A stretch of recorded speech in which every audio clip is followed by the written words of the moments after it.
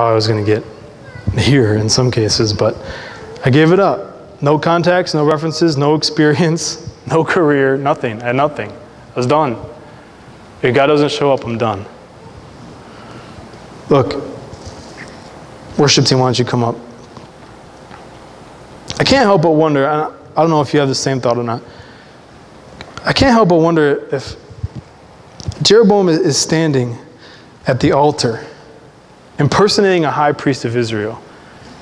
And I wonder if he ever got to the point where he was like, how did I get here? Like, how did it get this crazy that all the masses are watching me sacrifice on this altar? How did I get here? Maybe some of you are like, how did I get here? How did I get to this place in my life right now, like here this morning? And my marriage has just been governed by fear for all these years. And you're like, how did I get here? How did my marriage get to where it's at right now? How did my parenting get, like, how did I get here? I've been parenting out of fear for so long. Fear of losing my kids, fear of losing control over them, and not parenting in a sense to release them. I've been parenting out of fear for so long that I don't know if I can reverse that trend right now.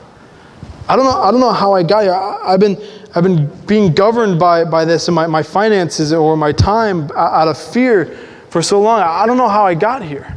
Just use this morning right now to just stop and look at your life and in a sense look around. And if there's areas of your life where you're like, how did I get here? Just stop right now this morning and just identify those areas.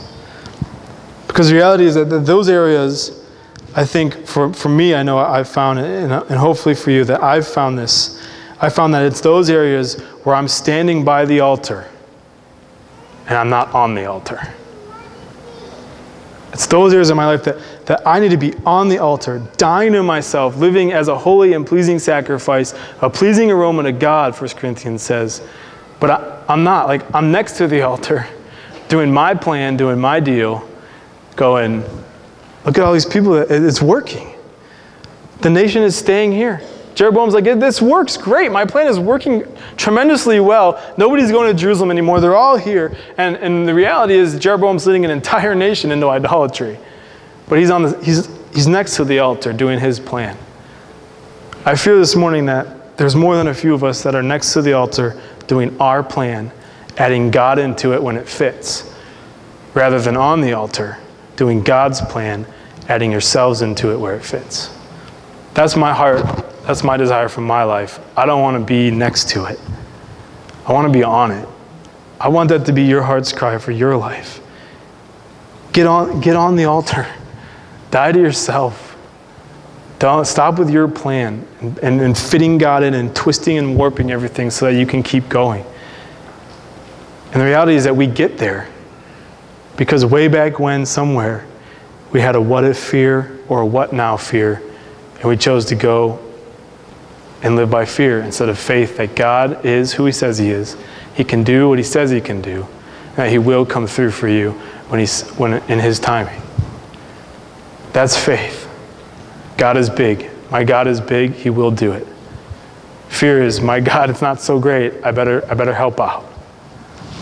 Torn between fear and faith. Look, as we close, as we sing these last two songs, if you're sitting there, what do I do? What do I do now? What should I do? Look, what do you do with the what ifs and the now whats? You're sitting there going, now what? Like, you're right. I've been living by fear in this area of my life. Now what do I do? Seek God. Seek godly counsel. Begin to act on what you know is true, not what you feel is true. And give your plan up. Just use this time as we sing to do those things. Seek God.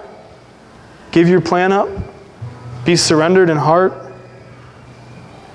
Let God govern. Let God take control. Just surrender those fears of marriage, of parenting, of being a wife or a husband or whatever it is, your job situation, your money, all these different fears that run through our heads at 1,000,000 miles an hour. Just surrender them to the Lord as we sing. Use this time of worship just to worship your God who is in control, who is all powerful, who does what he says he will do. and to just lay yourself on that altar and fit into God's plan. Don't jam God into our plan.